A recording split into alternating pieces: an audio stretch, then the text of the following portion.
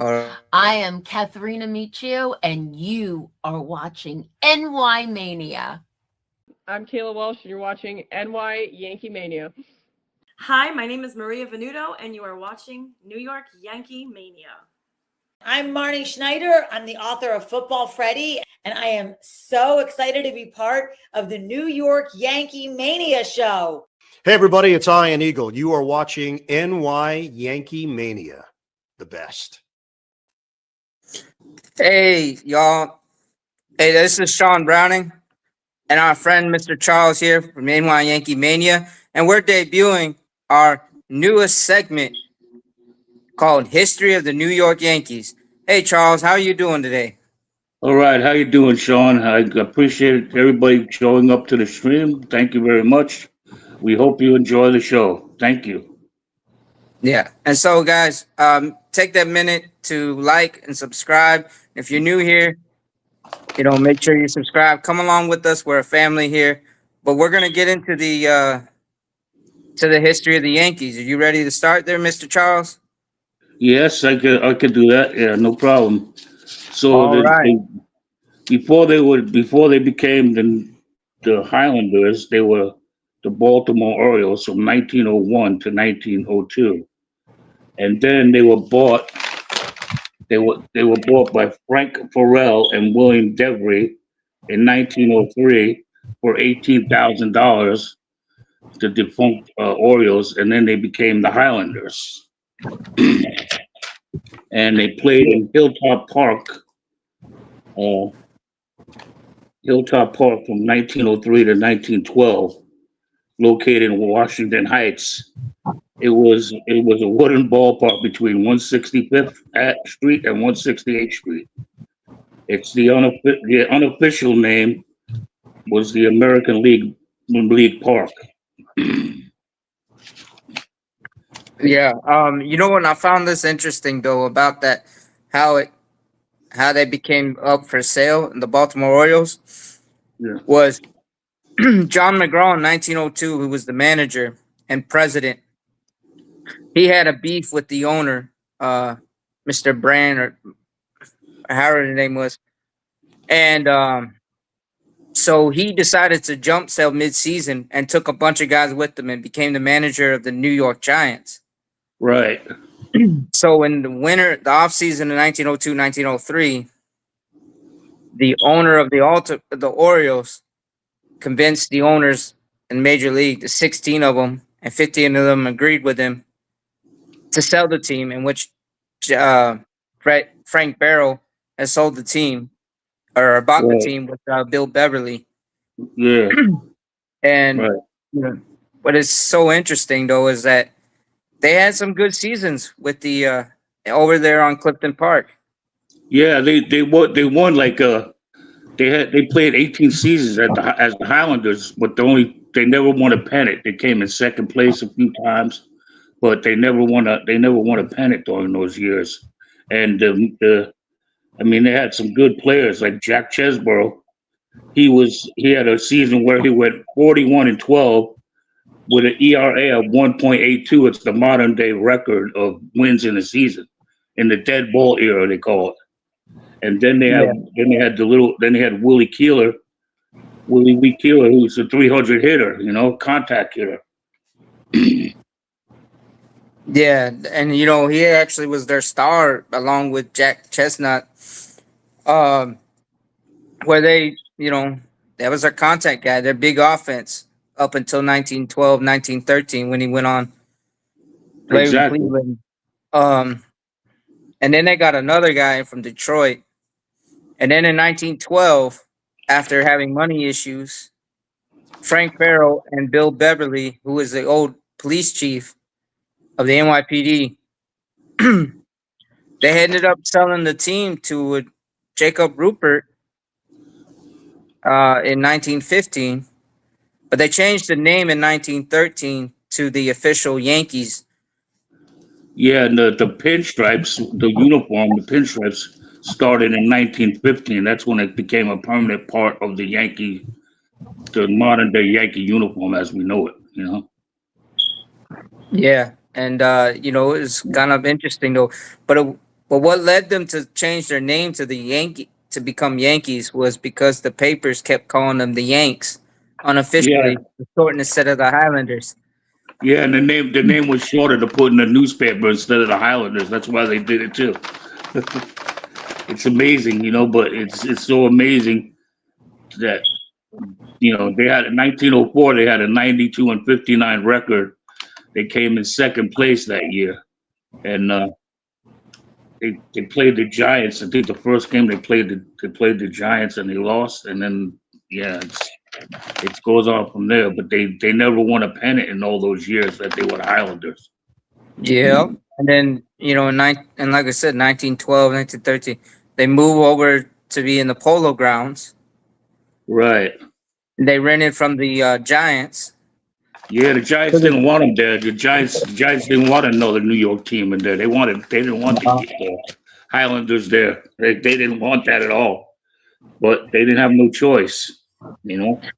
Yeah, and but from 1950 to 1919, the Yankees slowly, even though they had losing seasons in the early 19 teens and mid 19 teens, they Right. were slowly making upstream and drawing attention and drawing more crowds, especially when 1919, the most famous sale of all time in Major League history, occurred.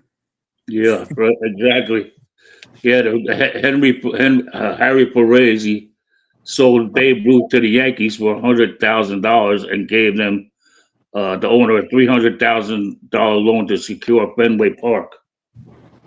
Yeah. And what's also crazy is too, when Jacob Rupert bought the team along with Huston, it cost them $350,000, which in today's money would be 21 or 9.3 million. Right. So, but then you look at it, when we got Babe Ruth for a Broadway show and loan for money, money to help for Fenway Park restorations and whatnot, that just changed the whole trajectory of the Yankees, because in 1920, Babe Ruth had another huge season when he hit close to 50 homers. Right, exactly. That's why they called him the Sultan of SWAT, man. He was the man back then. And Yeah, yeah, the Polo Grounds, they moved to the Polo Grounds in 1912 and they played there for 10 seasons from 1912 to 1922. yeah, and and then they also get guys like Wade Hoyt. They also got guys like Wally Pipp. So they were building up a good team, solid team. And then in 1921, Babe Ruth had what, 59 homers. 168 RBIs and a 348 batting average. Yep. And then Yeah, like and we said, that was the first year they won, but they lost. They won the pennant, but they lost to the Giants in the World Series. yeah, I mean that's just something though. We had good teams, where we had good pitching and Hurt Pinnock and White Hoyt. We had Yeah, but guys like all the players on the team. Bob Musial was there. Mhm. Tony Lazzari. There were so many great players. It's how they get all these great players on one team, man. It's Well, amazing to yeah. me. I mean, what was so amazing is that Jacob Rupert assembled a great management team. First with Ed Barrow, who was a great baseball mind as their general manager / president of the baseball operations. And then you got Exactly. Miller Huggins as a manager who was ahead of his time. Mm-hmm. He could do analytics in his mind, Yeah, he could. you Yep. know, but he also knew how to manage guys with like egos like Babe Ruth. And then you see that in 1923, Ed Barrow, he recruited a young stud from Columbia University who was Yes. smashing home runs, tape measure home runs. We all know him today as the Iron Horse, Lou Gehrig. Yes, sir. One of the greatest first basemen ever. in baseball history. Yeah. And you know, And, go ahead, Charles. no, I'm sorry. He hit. He didn't just hit. He hit for average and everything. It's like who hits over 360 hits 184 RBIs and stuff 49 home. It's remarkable. It's unheard of today. You don't see players doing that no more. I don't care if there was the dead ball era or whatever the era was. It's still a great accomplishment. Oh yeah, and then you had guys like Babe Ruth also hit for high average. I mean, you're talking a guy that Right. had 356 in 1927 when he hit 60 homers. He Exactly. was hitting 300 and 346 in 1921 when he hit, but then 1923 he also was like mid 300s batting average, and that was when we won our first pennant. I mean, our first title, World Series title in 1923, when we opened up Yankee Stadium, the house that Ruth Right. built, which Exactly. Ruth customized, christened the stadium with a home run. So, Yeah. I and mean, but the history is like in 1919 and then 1903 with the Clark Gifford. He was a player manager, and he was a Mhm. pitcher. He was 14-11 with a 2.70 ERA.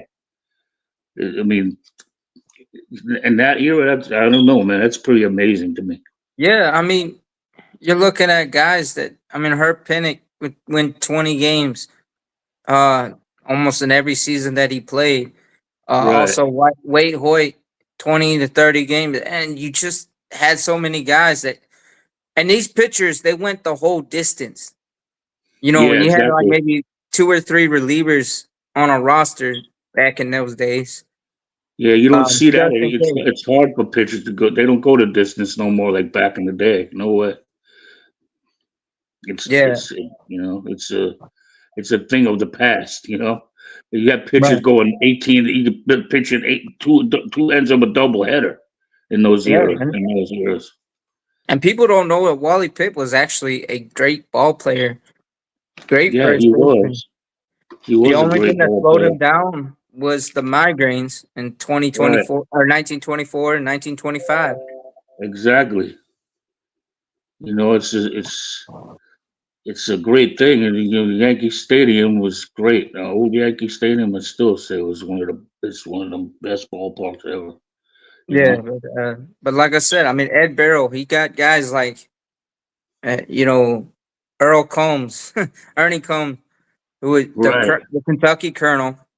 Yeah, Earl Combs was a triples machines, a double machines, a leadoff guy who hit for high average, a 356 batting average. You had guys that like Mark Koenig, who was just this contact hitting shortstop, short little fella, but he exactly. knew his job. He knew his role. When they got him in 1925, they put him right there in front of Babe Ruth. Can you imagine hitting in front of Babe Ruth? I know. Yeah, baby, it'll eat all the hot dogs and beers, but the guy can hit the ball. That's for sure. Oh yeah, and I mean you're talking about this guy who and also was a stellar pitcher in the 19 teens before he converted to being a right fielder. Right, 94 career wins. the Red Sox. He was an amazing pitcher back in the day. Yeah. But then you look at this guy had 450 homer seasons in an era where 50 homers, he was outpacing every other team in the league except for 1 year when there was only Ex- one team that outpaced him or out-homered him.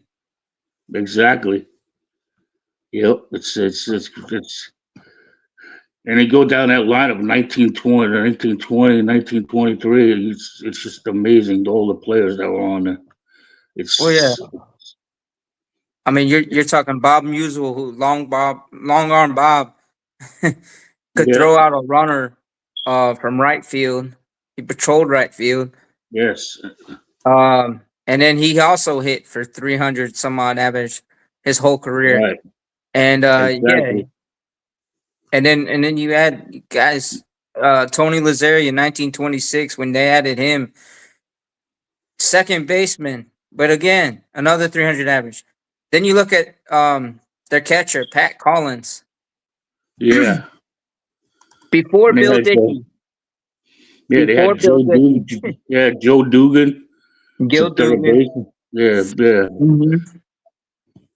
And then, like yeah. you said, Pat Collins and another catcher, and they platooned for the whole season. It's just two catchers, Exactly. Yep. but they were both hitting, 270 to almost 300 as Right. catchers. As catchers, yeah. And that was back in them days. It was man, you wanted all that.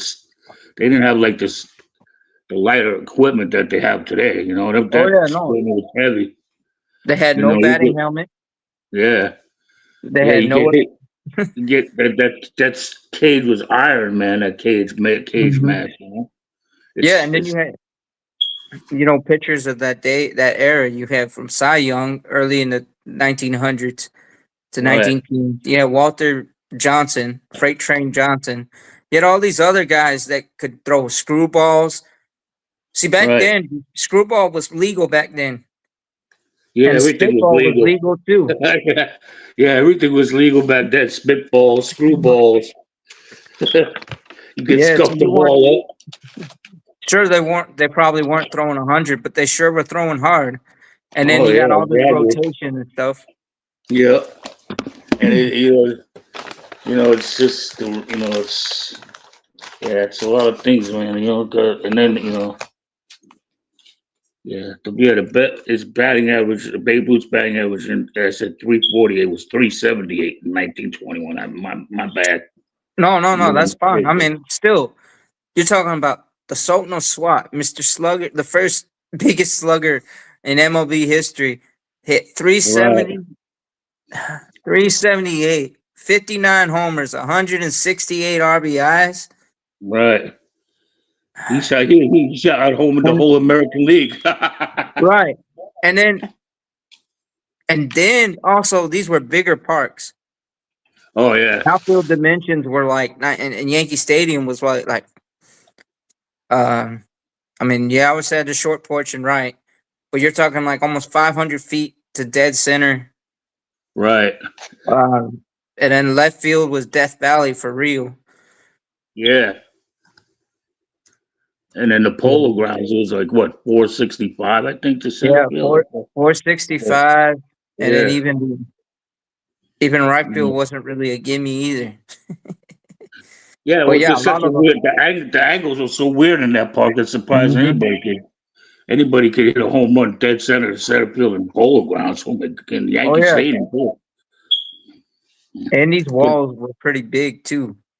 You You get ever seen lost pictures? behind but Yankee Stadium, they both would go behind the monument and they would run back there to try to get it.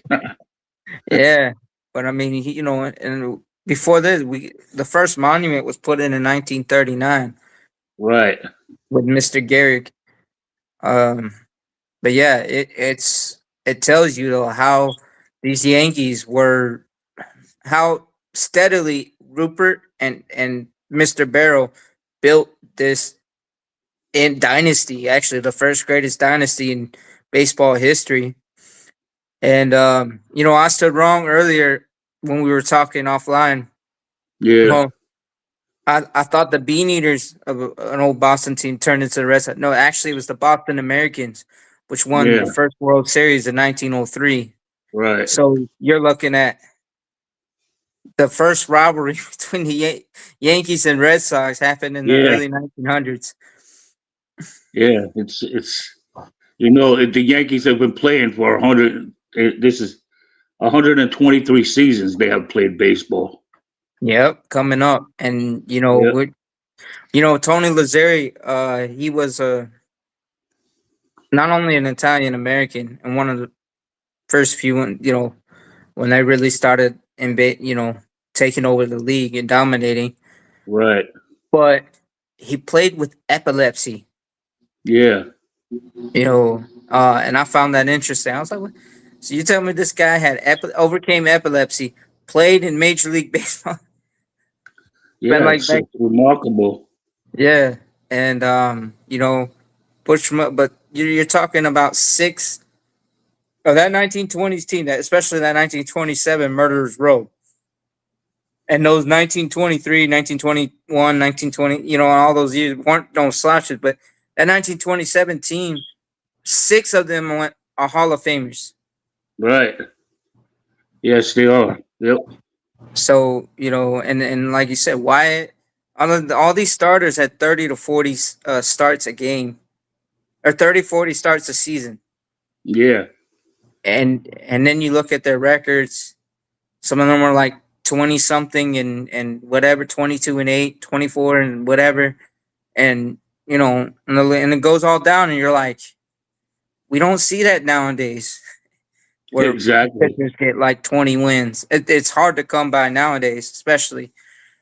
But you know, and then a lot of these were all complete games too. It's like you said, there was one guy that had in the bullpen that had like 13 saves.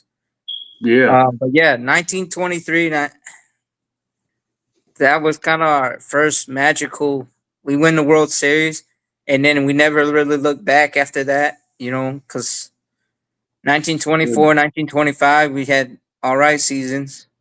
And then 1926, we lose in the World Series to the St. Louis Cardinals with Babe Ruth making the last out. Yeah, 1925, 1924, they were 89 and 63. 1925, they were 69 and 85. 1926, they were 91 and 63. 1927, 110 and 44. 1928, 101 and 53. 1929, 88 and 66. 1930, 86 and 68. 1931, 94 and 59. Yeah. So they had some bad years in between there, yeah. Yeah, they did, but they always bounded back. You know, up between 1923 and 1935, you saw a team that was always there in the mix. Of course, this is back when, you know, you had Exactly. the top team in both leagues would face each other. They didn't have no interleague play. So, you know, you face the top team in the NL without ever facing them. Exactly. during the Exactly. season. And I mean, some of the World Series back then, they weren't 7 games. They were Mhm.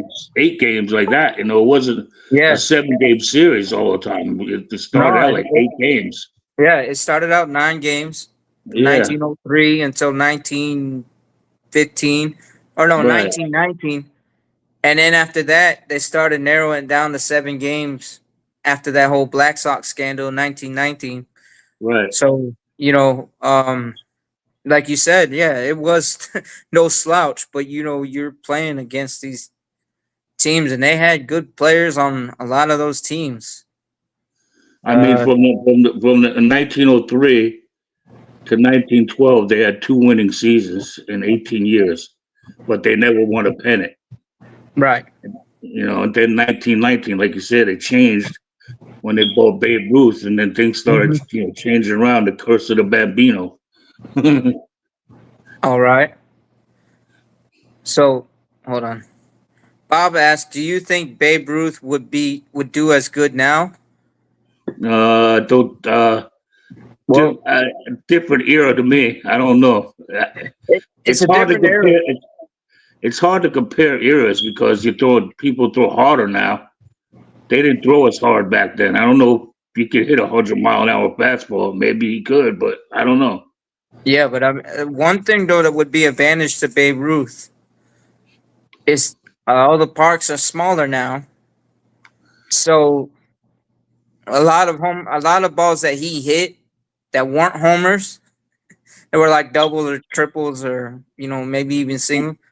Right. A lot of them would probably be gone, but at the same time, then you take in the factor we got guys that throw gas, and then also the other thing too is in his day you face the pitcher 4 times or 5 times in a game. Right. And plus, he's not swinging no light lumber, but he was swinging a 40-ounce, 42-ounce bat back then. You know, that's a huge bat. That's nothing but solid wood. I mean, he probably hit some balls far, but I mean, facing some heat like 98 miles an hour is kind of I think it would be a little Right. harder for him, but he might be able to do it. Yeah, and I mean Babe Ruth stood at 6'2". I think he was like 300 pounds or something, but mostly solid muscle. He's a big dude, big stocky dude. So yeah, I mean, and when he hit home runs, they weren't cheap home runs.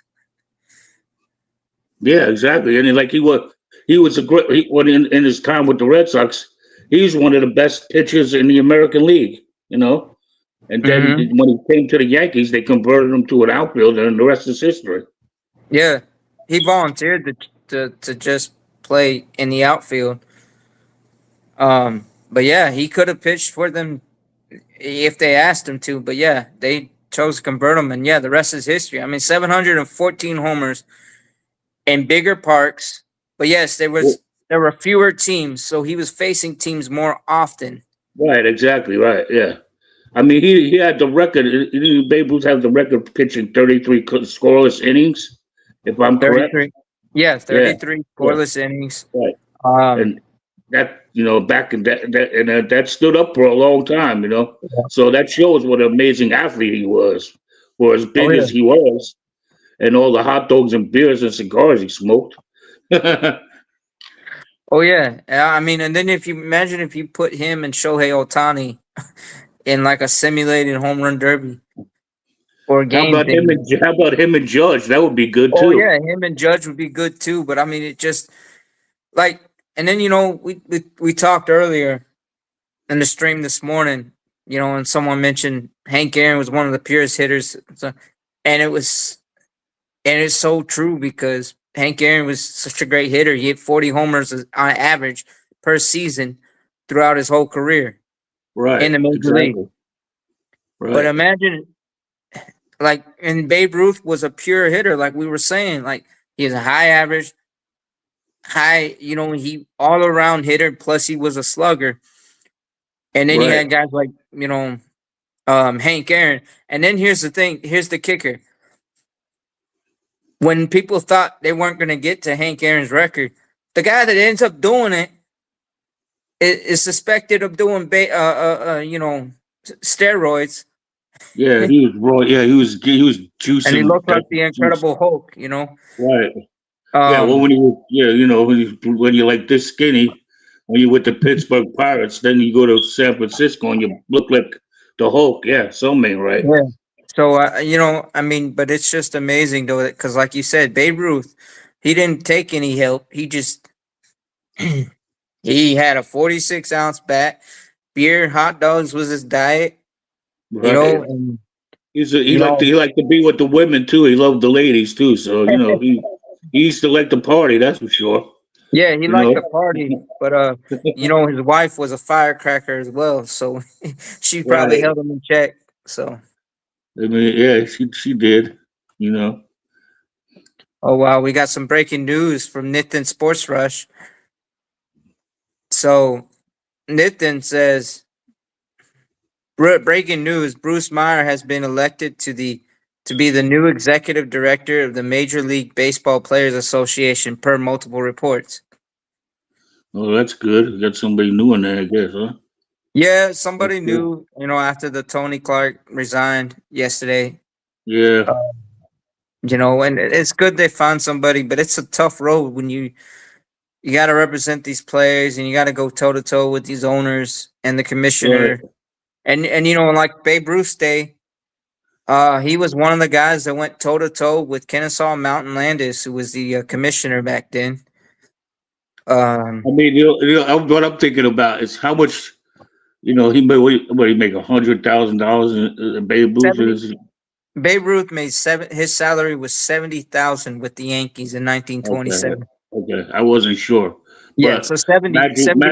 imagine what he would be making today if he was playing today. Yeah. Oh my God! Forget about it. He break the bank. Oh yeah, I mean, you think that Ohtani's record is? I mean, $70,000 in that day was like It's like $1 million today. Yeah, it's like 1 point something million. That's like a steal compared to what these players make nowadays. Exactly. And he had to work off the season, but also the other thing too is you're looking at Babe Ruth and Luke Gehrig. The Yankees were when they got in their success in the 1920s, Right. they were used to go trot the globe as ambassadors for the sport and grow the sport, like in Japan. Right. Yeah. Yeah, they did. They went barnstorming back then. They did a lot of things. Yeah. That's how Japan got introduced to baseball, by Mhm. barnstorming in Japan. Right. And then we used to do barnstorming with the Negro League back then. That was the only time we got to see before the color, before Jackie Robinson broke the color barrier. Exactly. Yeah, it's like it's just. I can't remember. I lost my thought there for a minute. Hold on. But yeah, it's just amazing though, because like what Bob was asking, if you think they play, it's just so hard because it's like Lou Gehrig and Babe Ruth were titans when they played, and other guys, Mel Ott, Jimmy Fox, Ty Cobb, Tris Speaker, Right. even Walter Johnson and all those pitchers I mentioned, Wade Hoyt, and then Yeah. like the whole Yankees roster. It's hard to know if we would have really succeeded in today's game if they played by today's rules. Right. But because they were such pure hitters and pitchers, the athletes back then, and they dominated back then by like astronomical, like it's like you would wonder, and you would almost see like maybe they would outplay the today's players because You know what Babe Ruth's offensive WAR was? 135.8. yeah, and That's that's his whole insane. career. That's his That's whole career, insane. right? Yeah. I mean, And his war position was 142.8. His batting average, he's number one all time with the Yankees, 349 batting average. His history that's his average for his career. yeah, 349, and then Lou Gehrig had the most ribbies and most hits up until Derek Jeter passed him on And those. his number one in on base percentage, 484. Oh yeah, His slugging percentage was 711. And his on base slugging percentage was 1,195. Crazy. yeah. And I mean, also 1921, another record he had was he had a total bases, a record of 421 bases, total bases, 421 total bases. It hasn't even, no one has come even close to that. Him and Babe Ruth and Lou Gehrig, total bases for their career. Babe Ruth was 5,101, 5,131, and Lou Gehrig was 5,060 for his whole career total bases. Yeah. That's I don't think nobody's gonna touch it. I don't know if anybody's gonna get close to that record. No, and I mean, and then we got this from Richard. I'm sorry, Yeah. I'm 77 years old. Lived down the street from Yankee Stadium. Went to all games with the past. Through my father, those ball players you're talking about could not compete today. And there may be some truth to that. Maybe they can't because the game has changed so much. It's a totally different era. I get it. I understand. I understand that. I get it. But maybe they could, but maybe they couldn't. I get what he's saying. Yeah, I know. I get what Richard's saying as well. I agree with it, and to a degree.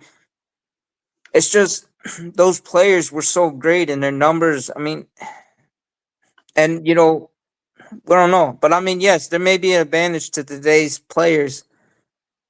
But it would be kind of interesting if you actually sat there, because at the same time, you could say, would Aaron Judge do as good in that era if he played in that era? Yeah, we wouldn't know unless we could do unless somebody does a computer simulation, and does it, or like have the have the 1927 Yankees play all the teams today in a computer simulation, see how they would do. Yeah, I mean, you know, I think they would. I 1927. think they would do pretty good myself. Yeah, I mean, you're looking at a team that in that era they won 110 games in 1927, Right. Exactly. but they That is dominated every other game because they were running right. away with like 15-2. Right. I mean, you got records that were set by these players that just. It's amazing that it's nobody to me. A lot of these records, are going to be stand for a long time. Yankee records and MLB records. Yeah, and I mean, you know, you look at it too. You know, you went from the dead ball era to the live ball era, and it was like the offenses just snapped overnight and took over. Um, but you had so many great players across the league and fewer teams, so you had a familiarity with a lot of the other things. Today's game, I mean, yeah, we play a lot of teams, but then at the same time, you know, there's so The many Yankees, teams. the Yankees suffered through their lead. The Highlanders, 18 years they were nothing. Then we became good. Then in the late '60s we became bad again. In the '70s, and then we became starting in the middle Yeah, '70s. We started to become good again. You know, it just we go. It's like the Yankees have always, all throughout their history, they've gone through periods where they've struggled. Like, okay, like you said, the early years, they struggled. Then they went through that little period in the 19 teens when they were real bad, real horrible. And then, you know, they turned it around, 1919, it's all the way it's to amazing that they were 1965. bought. They were bought. They were someone bought the funded Baltimore Orioles for $18,000. And now, look at this franchise today. They're worth so much billions of Yeah, dollars. the word It's 9 amazing. billion. Yeah, As a franchise, are worth $9 billion. exactly. Um, I mean, you think these guys that back, well, they're long gone, but you think if they, imagine what they would think today if they seen how much they were worth today, if they could see it. Oh my God, oh they yeah, probably have a heart attack. well, you know, like back in the day, when Lou Gehrig had a choice between baseball and being an engineer, he chose base. But you know, engineers made more money back then than the ball players. Yeah, exactly. You know, but yeah, it's a total different thing. But it's nice to look back at that time and say, "Wow, these players really." This is just how special this stuff was. I mean, you had the fact of in the 1940s, you know, all these players, Red Ruffing and you know Joe DiMaggio, Yogi Berra, even Ted Williams on the Red Sox. You know, these guys came back from fighting in World War II, and they've been the same thing in the early 1920s. Some of the players they went and fought for this country in World War One, and then they came back and they still had great careers or dominated the sport. Right. You look at Jack Chesborough when he was pitching the Highlanders. His home runs per nine inning was 0.120. Yeah, he Yeah, didn't give up. He didn't give up no home runs. I mean, the hitters probably weren't that great then, but I mean, it's just look at that. It's something to sneeze at. yeah. You know, there weren't a whole lot of home runs in the dead ball era, but you know, slugging wasn't at a premium. But there were a lot of contact guys. So Right. That's what it was. Yeah. when you see those low ERAs, that meant they played a lot of great defense. And Jack Chesborough was a great fielder. His fielding independent pitching was 2.39. Yeah. You know, I mean, they had a No. lot. You had to be a lot of good athletes. Yeah, and you know, there's an argument to be had with Richard's comment here. Today's Yank athletes spend you know the life you know spends his life in the gym, eats you know only the best foods for per you know has personal trainers, and yes, there's a point to all that. But back in the days, they didn't make enough to be able to do all that they do nowadays. Right. Where to live Exactly. off of just playing. They had to go work their construction jobs. They had to go work at the railroad. They had to go work in the bowling alley or, you know, go sell, snake oil in the off season. You know, they had all these different jobs. I mean, it wasn't like I said, Luke Gehrig. He would help do engineering stuff. In the off season, he, and then take Exactly. time to go play sports. So yeah, I don't know. It's a hard argument to be had because in one sense, a lot of those guys stayed healthy.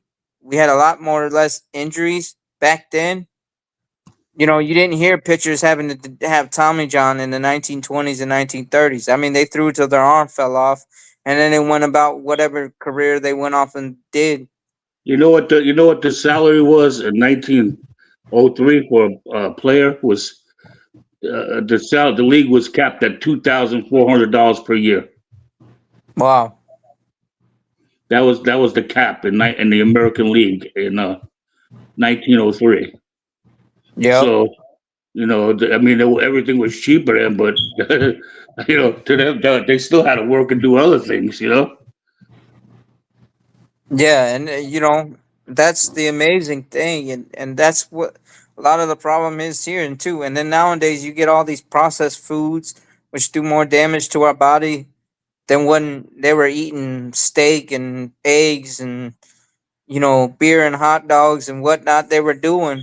Um, you know, Right, and taking the trains. That's how they got to in between to all these games back then was the train. They would get on the train, right, unless they were playing like the Giants in Polo Ground. But you had to yeah, take a train to Boston. You had to take a train to Washington, which is the Senators played and around Fairfax, there exactly. around where the Commanders play today, and the Nationals play today. And you had to take it all the different places.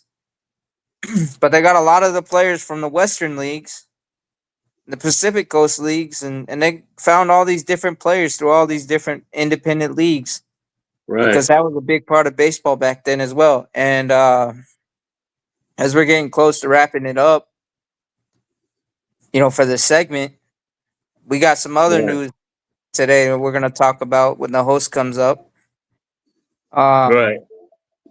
but yeah, it's just so much amazing that like you look at all this history, and it's important that we understand it because we're crying now that we haven't had a World Series in 16 years. But could you imagine how fans felt before 1923?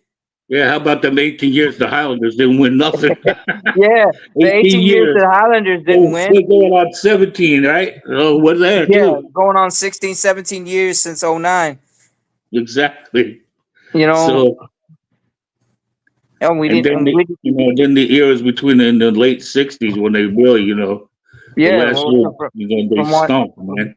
from 1964 to 1976, or so 19, yeah, And 1976, 77, whatever it was. Babe Ruth had, Um, and wait, what did I just say? Babe Ruth had 23 wins in 1916, mm-hmm. and he had back-to-back years where he had 23, and I think the other one was 2022. I think. Oh man, I just lost it. I just had him. I just lost it now. Yeah, he was a great pitcher, man. And that was with the Yeah. Red Sox. No, he wasn't no slouch. No, he wasn't. I mean, you had guys, and you had great hitters back then. You also had great pitching. Yeah, But it's so hard to kind of tell between these eras, compare the eras, because exactly. you look at this, but I mean, the fact that Babe Ruth sets a standard back then to which all these sluggers get compared to. I mean, 19. Excuse me. I'm sorry. I didn't mean to interrupt you. no, go Nin- ahead. 19. I mean, 1916, 23 wins. 19 and 24 wins in 1917. Pitching holds the record for most. He holds the record for most shutouts in a season by a lefty with 9 shutouts. Oh The yeah, most innings pitched in the World Series, 14 innings. Uh, he was the first player to hit 200, 300, 400, 500, home runs, 600, 700 home runs. In 19 all-time single season record for home run leader was 29 in home runs in 1919. Yeah. So you look at it, it's amazing that all those numbers, and that Babe Ruth was I mean, he had his career record was 94 wins as a pitcher. But then he was still hitting home runs back then. He was still a great hitter when he was with the Red Sox. And then he even told Exactly. and remember, after the 1918, they win the World Series. Right. And then after the season, whatever, 1919, whatever, when they traded him, it's believed that he told them that they would never win a World Series. And they didn't win one again until 2004. So Right. 85 years, the curse of the Bambino reigned over Boston. So, Yep. It just shows you this guy and the level of this guy. But he also, I'm sure a lot of people got psyched out, man. And then Yeah. especially the way they put other players around him.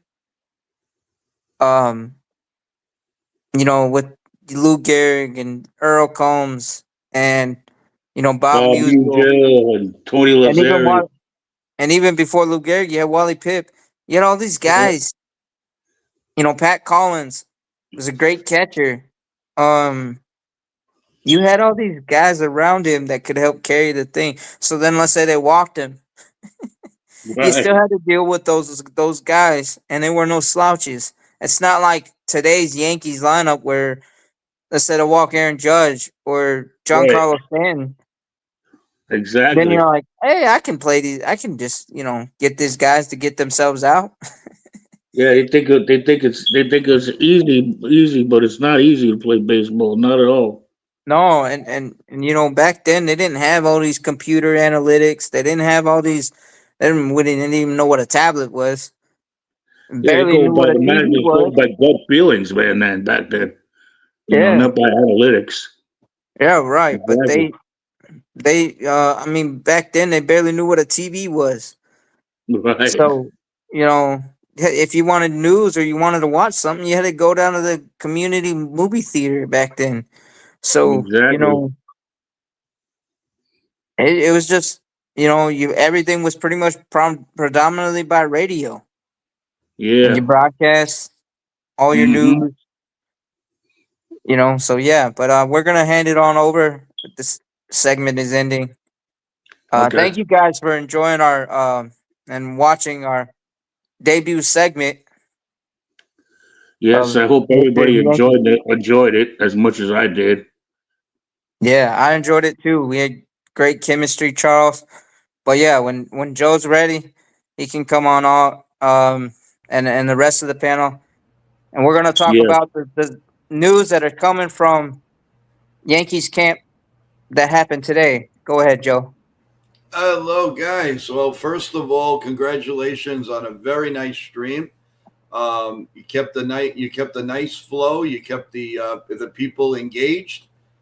Very, very proud of you guys. Did a nice job, a very, very nice job, and this is a salute to you guys, man. You did a very, Thank you. very nice job. Thank you, Joe. And yeah, you're welcome. And you'll continue from the spot.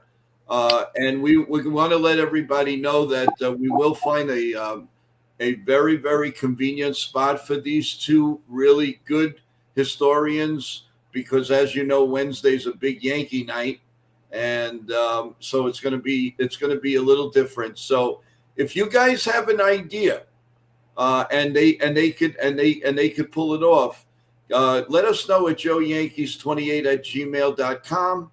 joeyankees28@gmail.com. What day, what time would you like to see this? And just know, you all know Yankee time. So let us know. We'll send it off to Charles and Sean, and they'll make the decision, and then they'll come on with the decision. But this was the debut, sort of like a pilot. It was a pilot, and they aced it, and a lot of nice comments are coming in. So, guys, you did, like I said, a tremendous job. Keep it going, and thank you so much for a very, very interesting segment here on the history of the New York Yankees. You should be proud of yourselves. You did excellent, keeping everybody informed. So thank you very much for that, guys.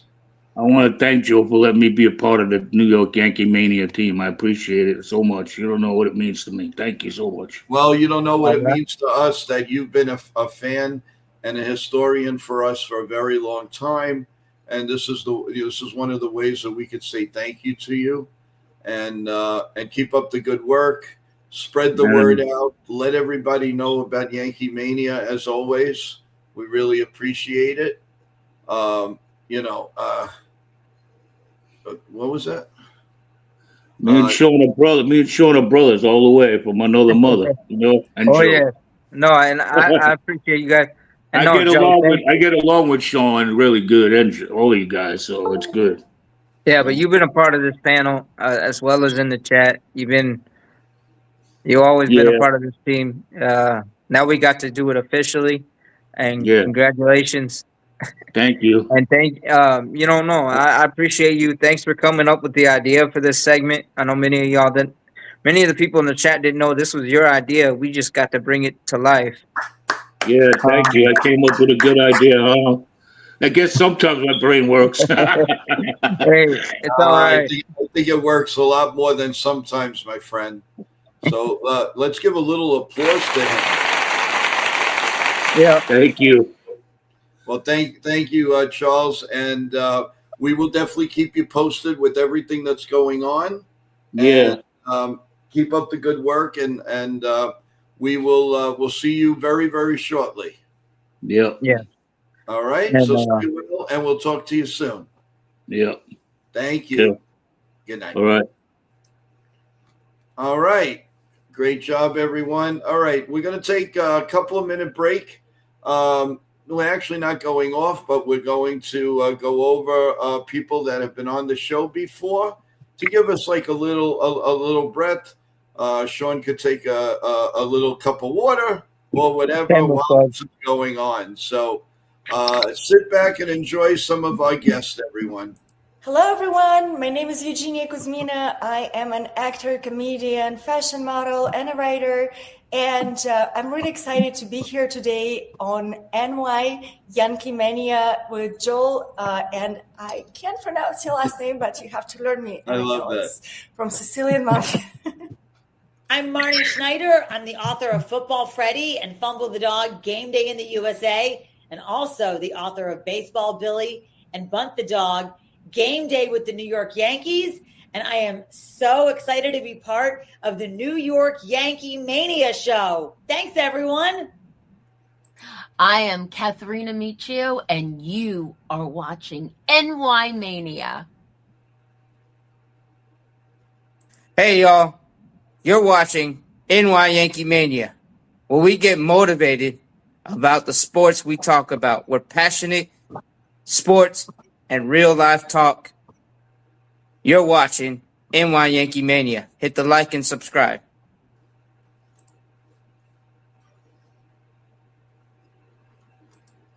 Hello, everybody. This is Bip Roberts, former Major League ball player, and you're watching New York Yankee Mania. Enjoy. What a great show. What is up, everybody? It is Evan from YANKEEMania. Welcome to the family. Welcome to the show. We have Yankees news, overall baseball news, basketball, entertainment, and everything else. Come along for the ride. It's music to your ears. Hey, everybody. It's Jason from YANKEEMania. Please like, share, subscribe. Only great things to come. And everybody, please join the fun because you're not going to want to miss out on this ride. I'm Kayla Welsh, and you're watching YANKEEMania. Hi, this is Bernie Kosar, NFL legend, national championship, University of Miami quarterback, Cleveland Browns quarterback, Super Bowl with the Dallas Cowboys, and finished up with the Miami Dolphins. I'm loving it, and you're watching New York Mania. You matter.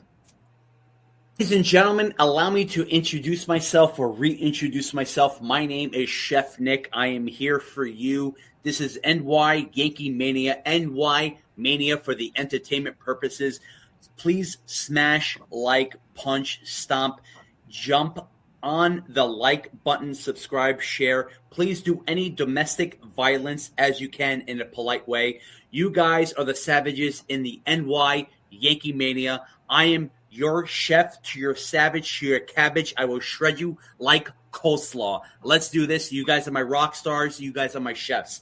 I love you all. Let's rock on. We got this, baby. Chef's kiss, baby. Let's do this. Hey, everybody, this is No Eagle from NBC Sports, and you're all smart. You're top-tier sports fans because you're watching NY Yankee Media, the best to get the rest. This is Johnny Salami from NY Yankee Mania. Like and subscribe. This is Nitya Ramachandra from the NR Media. You're listening to NY Yankee Mania. Like and subscribe, and stay tuned for more. Hi, this is Ken from Yankees The Ugly Truth. You're on live with Joe at NY Yankee Mania. Enjoy the adventure. Hi, this is Ken. Wow, everyone, that was amazing. Thank you, everyone, from Eugenia to Monty to Maria to Chef Nick to Ken and the rest of the crew. The list goes on, and a lot more is going to be added, everyone. But I hope you enjoyed the first edition of the history of the New York Yankees with Sean and Charles. Kudos to Charles. A very, very nice job. His first time co-hosting a show. And Sean, your first time that you were really the number one announcer on the show on NY Mania, and tip my hat out to you, my boy. You really learned. Oh, no. You learned from the amateur like myself. I mean, you did a good job. I really appreciate it. It's all right. No, I appreciate it, and thanks for allowing us to do it. It's really great, and yeah, we'll have more years. We'll do a lot. We'll definitely do it more. And yeah, like Joe was saying earlier, if you guys think that there's more, or suggest another better time or different other suggestions for it, yes, please email Joe at joeyankees28@gmail.com. And we'll happy to try and figure that out and then find ways to oblige it. But yeah, we definitely want to hear what you guys have as far as suggestions or different other things. So yeah, and again, it's a great ride. Tomorrow's going to even be better. Tomorrow we're going to have Bree. Bree is going to be on. She works with Nitin. She has an amazing journey. They do an amazing job with the new company that Nitin is with and running, and we can't thank her enough for coming on. We are actually one of the first interviews she's ever done, and then right after, and that's at 10:45, and at 10:30, and then 11:45. Everyone, we're going to have Juan Rincon, who was the closer just recently for the Minnesota Twins, a really good closer. He's going to come on. So it's a big baseball day tomorrow again, everyone. So we're going to be talking Twins, Yankees, you name it, all on here. And all you have to do is sit back and relax and ask your questions. All the link is out. It's the same link, everyone. We're actually coming on at 10:30 tomorrow. As we go on at 9:30, we're going to be on then for about 3-4 hours. And it's just too much going on.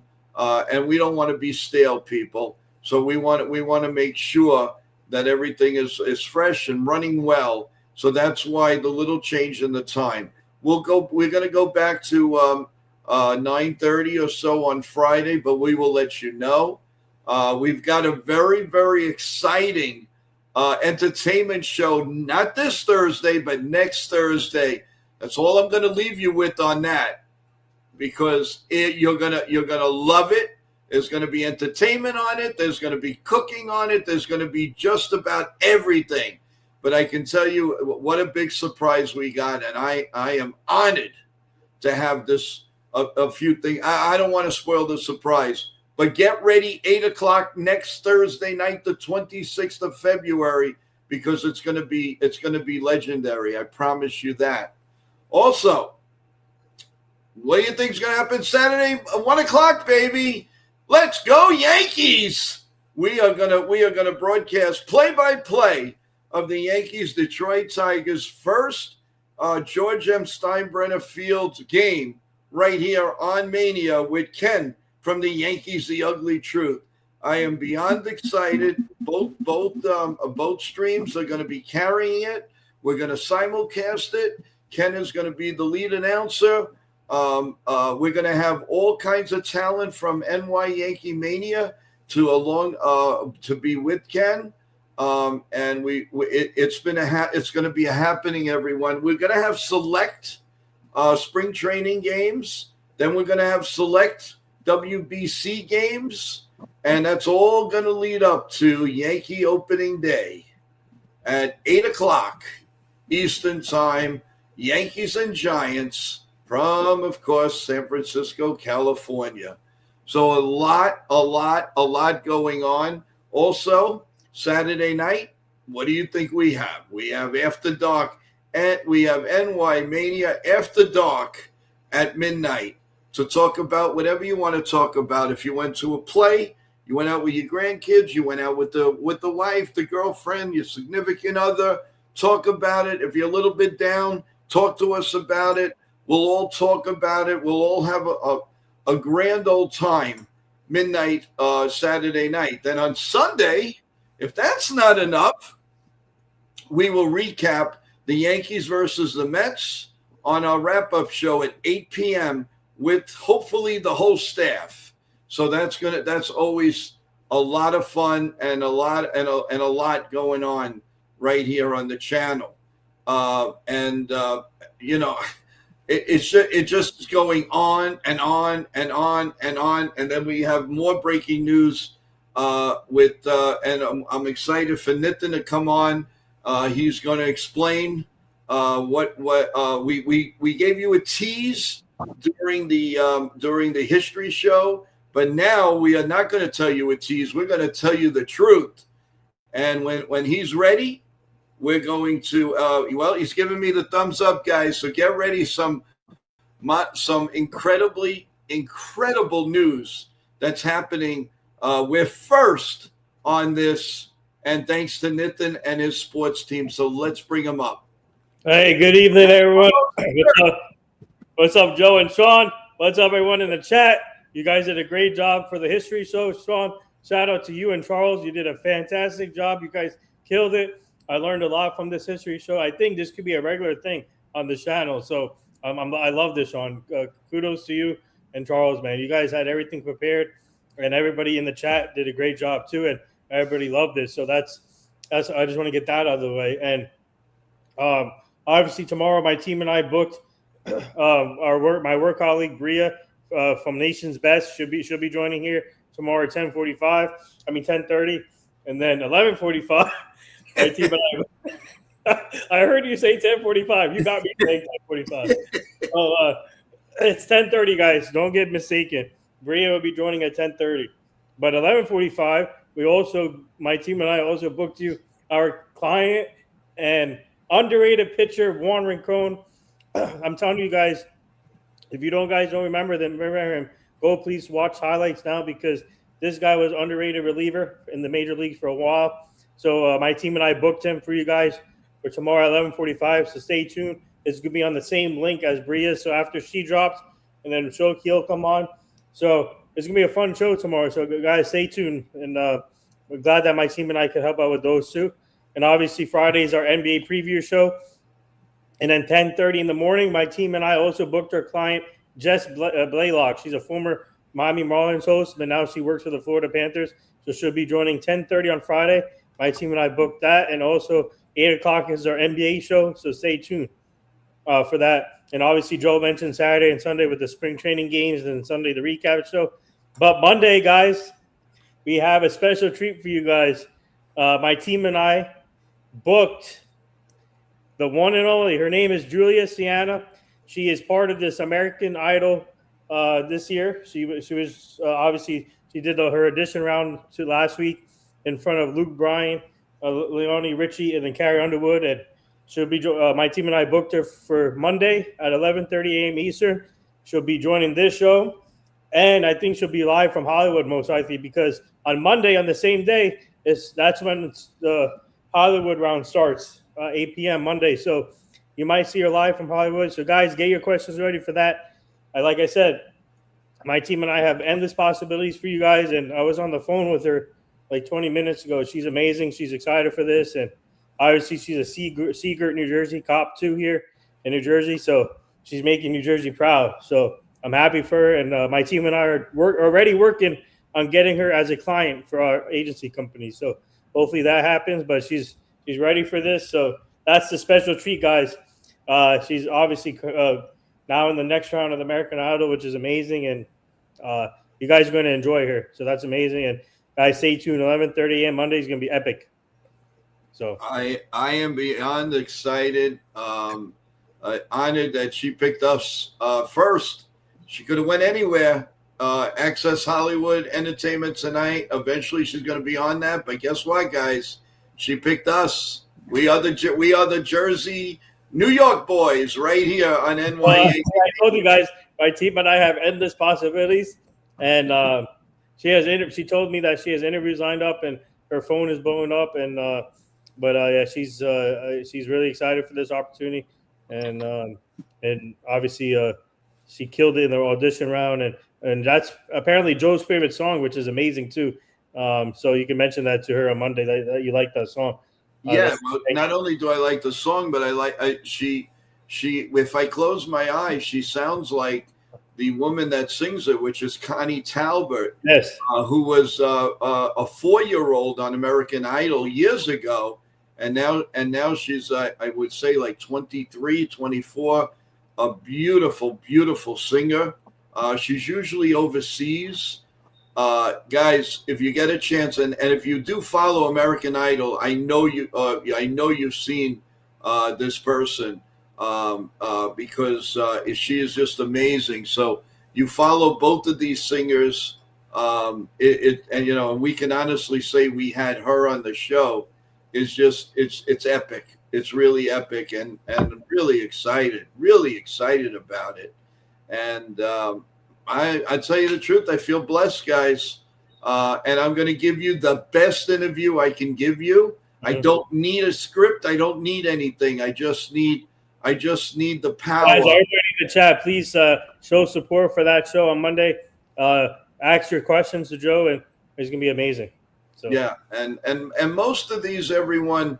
Like I said, and I'm not tooting my horn, not by a long shot, but a lot of people give me compliments on this, and all I do is I just look over, I skim through what they've done in the past, and you don't want to be stale with them. You don't want to give them, well, all right, I started. No. Let's go. You go for the meat and potatoes, and then you just fly and you sink and you swim and you do all of that, and it's going to be great. But I'll tell you another thing, guys. And Nitin could rest assured on this one. Friday's going to be an incredible show because the guest that we're going to have in Jess, she is a firecracker. And I'm telling you, between her, we're going to blow up the internet on Friday morning. It's a good thing it's the end of the weekend for you guys, because I'm telling you, it's going to be a lot of fun. And I am really looking forward. She's a tremendous talent. As always, very beautiful girl, in and out woman. And ready, baby. We are ready. And the same thing with Bree.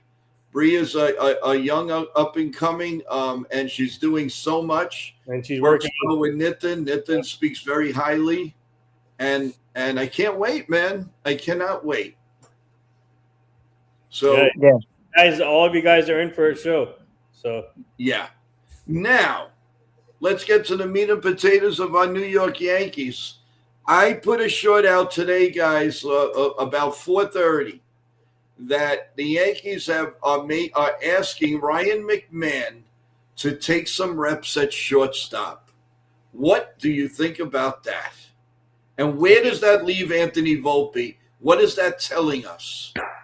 Well, that tells us that Anthony Volpe's days are numbered potentially, or he's on thin ice, so the pressure's on him now. I mean, do they trade him? I think there's a chance that they trade if there's the right package, they trade him to get value back. You can get value back. So for Dominguez and Volpe, maybe they want to see if they can include them, both of them in the same package to get a lot more value back. I can see that happening, but this puts the pressure now on Volpe, and I think McMahon played 3 games at third base or shortstop. Yes. Yeah. In his professional career. Yeah, so I think minors and majors, he's done 3 games. I think it could be a good adjustment for him. Let's see, but that leaves who we're gonna put at third base if that happens. Well, yeah, I mean, there's Rosario. Caballero can play third, and Joe brought up Paul DeJong. Well, there's also that, but then there's also Cabrera, depending on how he is with his ankle. Mm-hmm. I mean, he manned the hot corner most of last year until the injury, and he did a bang up job. But yeah, we got a plethora of guys who can play third base. Mm-hmm. You know, because Caballero can play second, third, and short. Same thing with Rosario, and Rosario can play first as well. And DeJong, he can play shortstop, third base. You know, and there's something though. There's something interesting. Look at all the guys that Cashman acquired. They're all versatile guys, and a lot of them focus on contact at bats. Yes. Because Ken from Yankees, The Ugly Truth, put out a short earlier about Nick Torres. Can he take the 4th outfielder spot from Dominguez and Jones? Could he outplay those guys? But that's something else, because that's a guy that can play first base, but he can also play the outfield. Yep. And he's a contact right-handed bat. So, you know, it's almost like Cashman is being aggressive this year instead of his passive aggressive in the last few years beforehand. Yeah, no, he's being. But the good thing is that he's improving the bench depth, Sean. Like you said, he's adding players that can play multiple positions, and I think now the versatility and the depth is much better from last year.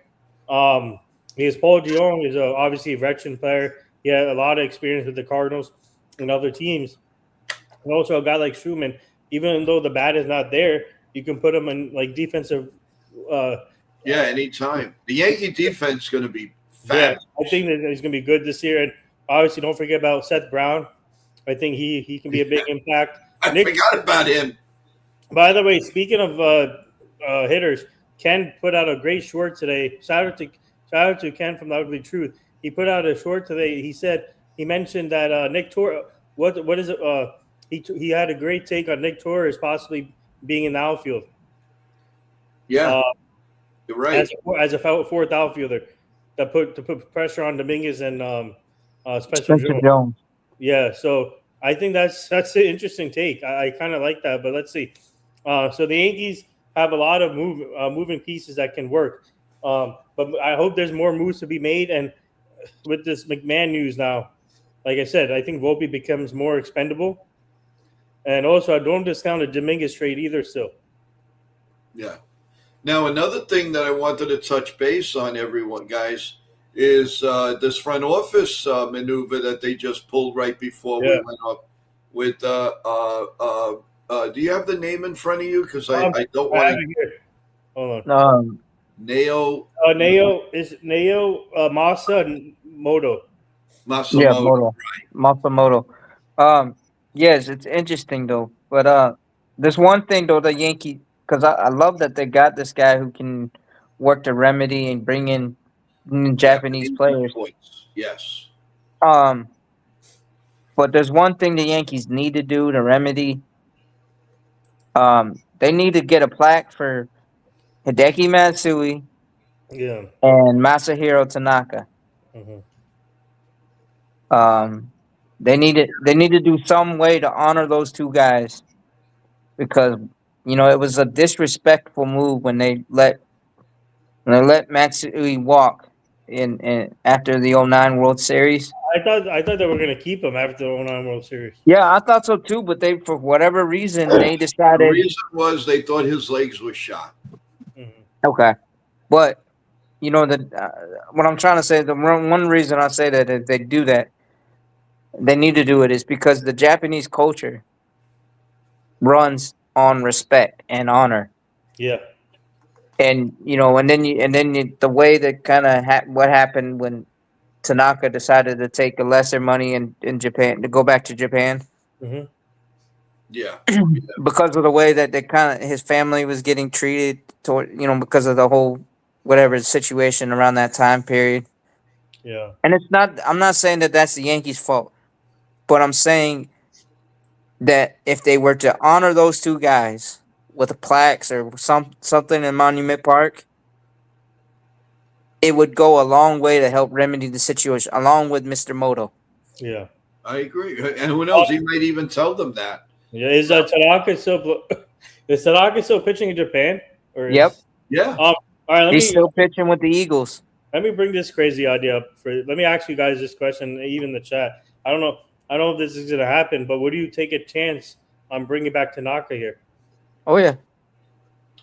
I think the ship has sailed because of his age, and they're worried about his arm. Sooner or later, something's going to develop because remember he was pitching with a problem. Yeah.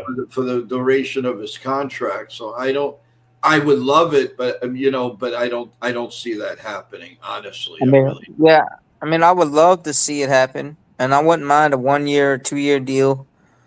But yeah, the one issue is, because that UCL he never got it fixed. Right. Whether it's partially snapped or whatever the case was, but he pitched great with us. He was our ace. Yeah. Tanaka time. Yeah. Imagine a rotation with Cole, Free, Tanaka, Rodon, and then CC Sabathia. Imagine that rotation like 5 years ago. 5 years ago, that would have been awesome. Because CC Sabathia, up until even in his last year, he was still getting people out, and but you could just tell, like in that World Series, he left everything on the mound. Or not World Series, but the playoffs. I'm kind of happy that we have a legitimate left-hander now in Max Fried. Because I remember the year when we were trying to go out to Cliff Lee. We didn't. They were looking for a legitimate left-hander around that time, and they couldn't get it. But now we have two legitimate. If Rodon stays healthy, but Max, I'm just happy that we have like at least one legitimate lefty in the rotation because Cliff Lee could have been that guy. They tried so hard to get him like a couple of times, but never happened. So, go back to in the '90s and early 2000s. We had David Wells, we had David Cone, and we had Andy Pettit as our lefties in our rotation. David Cone is a righty. Was he? Oh, yeah, David Cone. He was Cone. lefty for some reason. David Cone was a righty, but Andy Pettit was a lefty. And then David Wells was a lefty. Yes. Okay, so I was wrong about David Cone for whatever reason. I had him. We have Lime Green back in the chat with us. Lime, how you doing? What's up, Lime Green? And he says Bo will totally be exposed at third. Bo? Fans are already getting upset at Bo. There was a thing on TikTok. It was a ground ball to him at third base, and he fumbled it and went into the outfield. And they were not too pleased. And he's a Mets fan? That's a worrisome with the Mets. They don't have defense. Lime Green is a Mets fan? You know what? I'm not sure. Wow, that's not a good thing. That's not a good look on both we can ask them. Already making mistakes at third base. And are they really going to put him at third base? This is insane. Literally insane. They're really going to put him at third base. Oh my God. Yeah, that is. Okay, no. Oh, he says no. So Oh. you're a Yankee fan, Lime Green, right? Yeah. Yeah, but I think he's just saying that. But that is an observation because I mean, but you know whenever you play players out of position that are not fully versatile guys, there's always that huge risk you're gonna get exposed one way or another. We had to learn the hard way. We had all those guys out of position. Yeah. Oh, yeah. Charles also brought up a good point that the Mets' first baseman situations would be a problem too. Yeah, I mean, you can put Mark Vientos at first base for a full 162 games? No way. no way. I don't think he. Doesn't he have a issue staying healthy? Yes. Mm-hmm. But yeah, we can definitely get Jason on find out too what his thoughts about how the roster is gonna look. But yeah, there's a lot of problems, and then you got Mister whatever his name is, $755 million man. Juan Soto who? Yeah, Juan Soto who. Hello, Moto. He's in the Toto, Lodo. yeah, but Soto's gonna be in left field when he's always been a right fielder, except for when he was with the Yankees, and Aaron Judge was definitely a better right fielder than him. So yeah. Well, well, for the Yankees first base, you're going to have Paul Goldschmidt, probably platoon with Ben Rice or Nick Torres, but let's see. Yeah, I think that's what it's gonna be like. It's like Ben Rice is probably gonna get the bulk of it, and then you got Goldschmidt, spelling him but mentoring him. But then you also got guys like Cabrera and Torres that are gonna like fill in, and even DeJong. Even DeJong, yeah, you're right. And then even McMahon could play first. Yep, McMahon can too, but I feel like the Yankees are much better situated right now than the Mets coming up for this yeah, upcoming. and I think part of the reason they're asking him to take reps at shortstop, they want to see if they can use him in different, but also they want to see give other people a shot to kind of backfill, because when you do want to take him out versus lefties, or in late games, you don't want to lose the defense he provides. Right. So I guess well said. Well said. You're gonna put, and you can put Stroman at third if he makes the team. Stroman, or even Oswaldo Cabrera. Yeah. And then Caballero, and I've seen him play third with the Rays. I'm telling you right now, this Yankees bench is much different, much better. Yeah. I'm telling you right now. You got players that had a veteran experience, especially Seth Brown, Yankee killer when he was playing with the A's. Even Paul DeJong, he can hit it out of the ballpark. So you have capable guys now that can be valuable to the Yankees this year. All right, we have Richard pushing this for us, so I want to address something here. Joe, I know you see what I'm putting in the chat. I don't want to give you more extra work. I want to see your program soar. So a call-in format would change everything. Yep, that's what they're working on. All right, guys. I was going to wait a little bit, but you're putting the pressure on me here in a good way. All right, everyone. We are going to have call-in. That was one of my surprises that is on our membership show. But being the fact it was almost a week ago, it's okay for me to say it. I really hope the members don't get upset at me, but there are a lot of people here that do want to call in. We are in the process of getting that done. So that's exciting news that I have for you guys. We will be a call-in very, very soon. I don't know when. We are working on it. Yep, you can call from Canada. It's going to be free to everybody.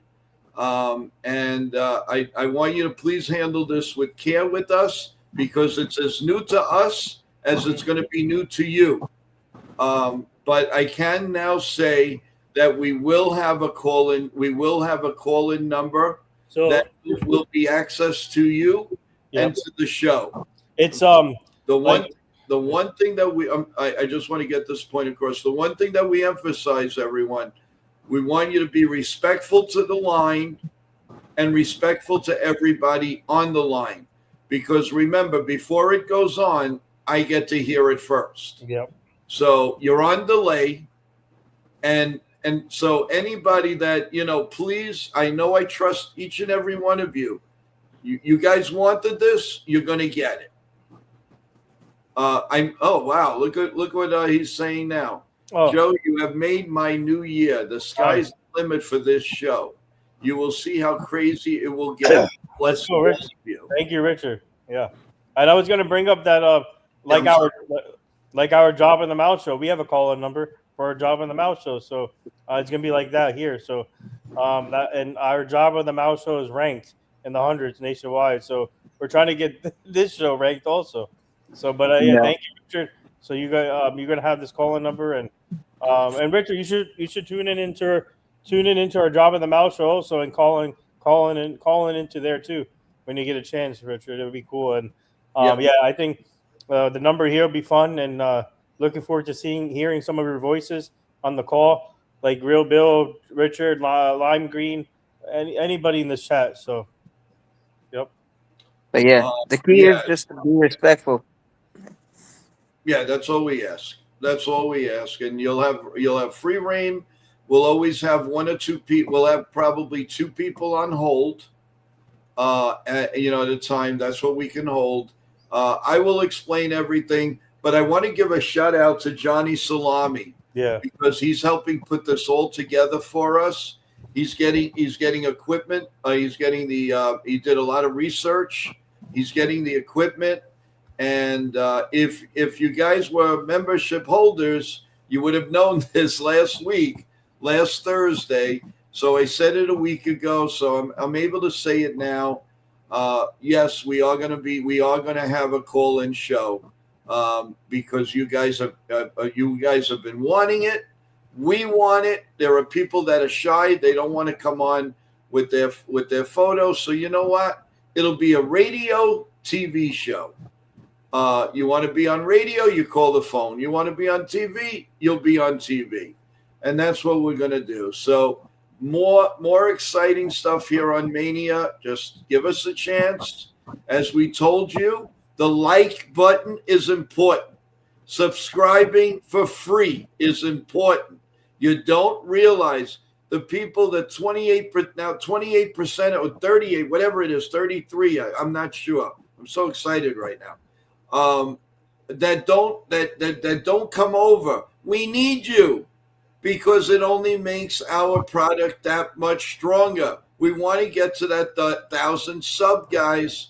We want that we want good, solid 1,000 sub, and then we're going to go flying, guys.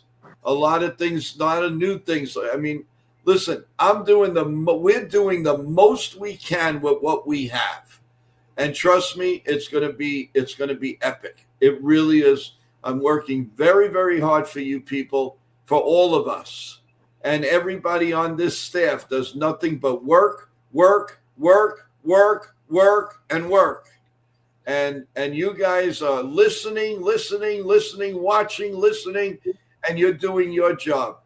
All I ask, if you have a TikTok or you have anything, Facebook, if you're proud of this show, put it on your system. Let them know what you're doing, what you're watching, what's good. Put on a guest that we're going to have on. That will make a world of a difference. I will do some live TikTok videos. I'm going to help out on that end. I need your help. I need your help to push forward. And as you know, you can tell everybody, we have 1,235 videos out now. You can watch anything you want at any time. Anytime. And we're very proud of it. Very, very proud of it. And most of that is thank you to Nitin and his sports team. Go ahead.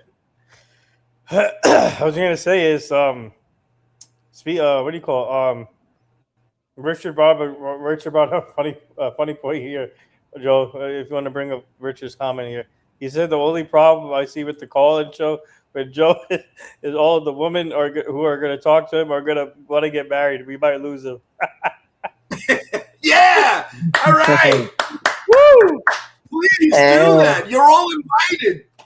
You're all. I am looking for that special someone. After I broke up with the last one, that's done. Hey guys, for all of you guys are invited to my wedding too. So. Oh yeah. Could you imagine? How many people are you going to be? 42,350. Yep. No, he's That gonna would have be crazy. somebody from every country in the world. No. Yeah. But I want to give a birthday shout out, obviously, to our friend and two-time Super Bowl champion and our client Guy Reasons, and our friend Aya, who's going to be a part of this platform pretty soon. And I want to give another birthday shout out to our client and our good friend Manny Moda. Today is his birthday, so shout out to Manny. Awesome! Yeah, shout out to Well, Manny. Birthday to you. Happy birthday to you. Happy birthday, happy birthday, happy birthday to you.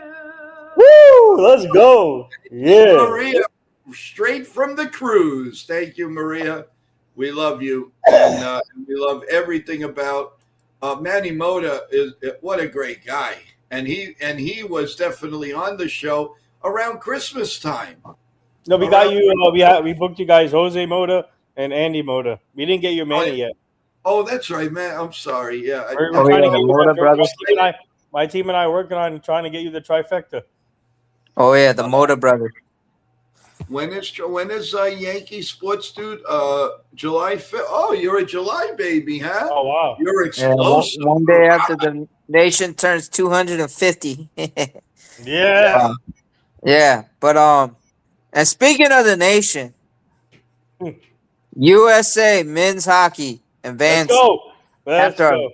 Yep. Scoring in OT. Woo! Mr. Hughes. Yeah.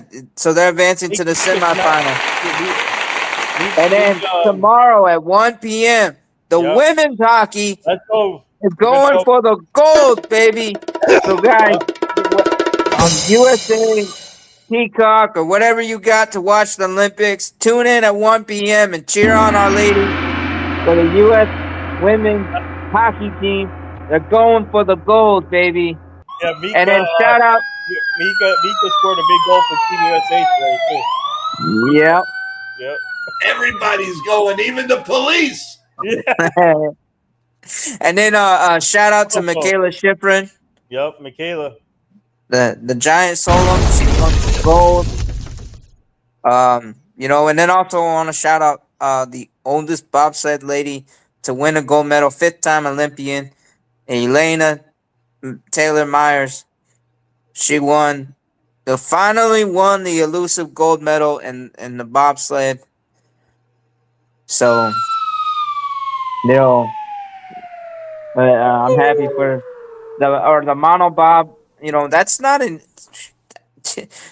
an easy sport to compete in. But hey, they make it look easy. Shout out to all the Olympics, all the Olympians, the Team USA. But yeah, let's root them on. And then we got World Baseball Classic. Yep, coming up soon. Let's go. Oh yeah. Where we get to see, the Team USA take on the world. And Captain Aaron Judge gets to be Captain America. So, I love sounds, baby. Yeah. Everybody in the chat that asked who's the pitcher is going to pitch for the Yankees. Yeah, so play-by-play. Friday, you got, like Joe says, Emma Fudd will be pitching Friday, and then Saturday, you got Carlos Legrand, Elmo Fudd, Elmer Fudd will pitch Friday, and then Saturday you got Carlos Legrand. There you go. Yeah, that's awesome. That's awesome. Yeah, hey. Richard, there are going to be some changes. Don't worry about that. I appreciate that. We're working on. Oh, Bill says. Yeah. Also, Real Bill P's in the chat. Yeah, Real Bill said you won't believe what my spell check calls Nitin. What is it? Oh, nice. You pitched to one of the. Oh, wow, that's awesome, Real Bill. Real Bill's amazing. You know, yeah, Real Bill's a legend, man. By the way, he's whoever doesn't know, he's close with Cody Petit. Yep. Mm-hmm. Isn't Then it's he like his relative? nephew or cousin. Yeah, It's like his nephew or cousin. Yeah, most likely. And what are you saying? Oh, you have to have free food, Nathan. Oh, that's funny. Yankee Dude says, I think you guys will get 1,000 subscribers. I guess he's talking about when we with the phone line and everything like that. But thank you. We want to earn it. We want good hard-working people, and we appreciate each and every one of you, everyone. And just thanks so much, man. It's what a Nitin. I know you weren't with us to open up at last April and May, but guys, we've come such a long way. I mean, not only, I mean, yes, the guests are a big part of the show, but we've all grown together. That's the amazing part. It's not that we all, one of us did it. We did it as a team, and that's a team effort. And not only we did that as a team, we got together and we celebrated it. And we're going to have more celebration when we do have the 1,000 subs, when we do certain things, when we raise money for cancer and the towers and all of that. You don't think that we're not going to celebrate that, to look up in the sky and say, thank you, Lord. Thank you, chat. Thank you, guys.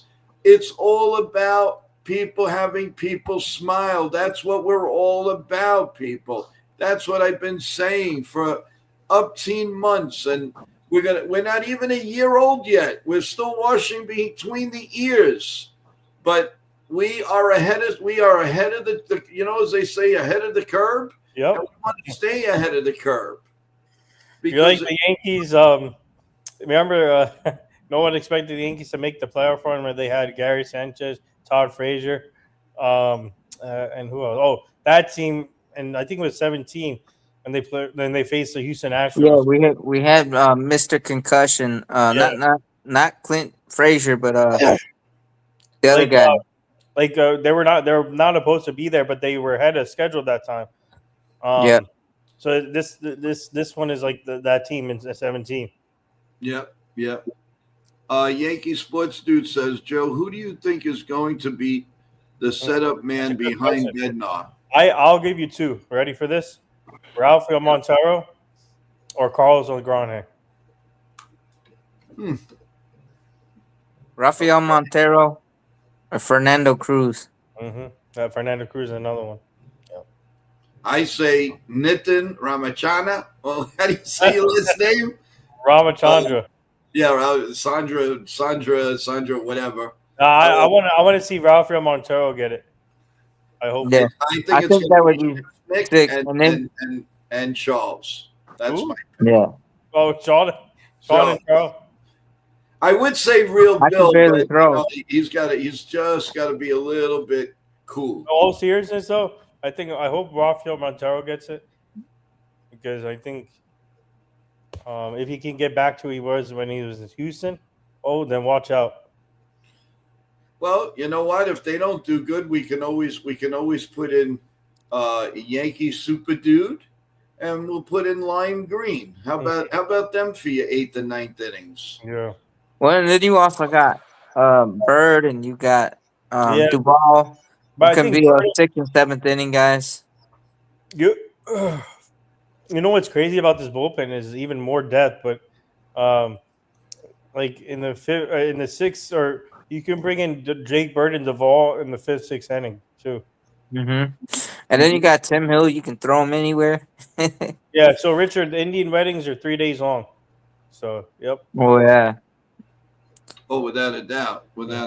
So, but guys, this was awesome. This was great job, guys. Awesome stream. Yeah, great Yeah, stream. We broke some breaking news all around, all positive in Yankee land. We're very excited. We're very excited for the show. We have some great guests coming up. I'm very proud of it. Tomorrow, I'm looking forward It's to both our guests. They should be wonderful. Please come back to it. Please have your questions ready. It's one link and one link only. Now remember, don't look for us at 9:30. Look for us at 10:30. Well, probably come on around 10:25 because as soon as Bree comes on, we're going to go right to her because she's very busy. Yep. So we don't want to keep her waiting. So 10:25 in the morning, we come on and Zoom we go, baby. So take the ride with us, everyone. We really appreciate it. Sean, some final thoughts, and then we'll get to Nitin, and then we will have a nice send off. Go ahead. Well, hey, first of all, I want to shout out Charles again. He did a great job. As we debuted the history with the New York Yankees. It's a great show. Thank you guys in the chat. And then also, shout out to Nitin and his team for getting us all these great guests. And then, shout out to Joe. He's like the godfather of everything we're doing here. Like Eugenia said, it's the Sicilian Mafia. Yeah. It's the Sicilian Yankee Mafia, YANKEEMania. Well, we got everybody from all these different things. Yeah. But Yeah, and it's only going to get better, folks. It's only going to get better. Thank you, Sean. Yeah. You did a really Thank you, nice Sean. job. Very proud of you. Great job, Sean. Yep. Yeah. No, and you guys, I appreciate it. But also, Charles was great. The chat was great. Yep. But yeah, guys, it's getting crazy. And baseball fever's on us, so stay tuned. And yeah, definitely be here tomorrow morning. We got two great guests, and then we got Friday morning. We got more guests, and then also Saturday simulcast with Ken Yankees the Ugly Truth, where we're gonna call play-by-play the more broadly broadcasted first game.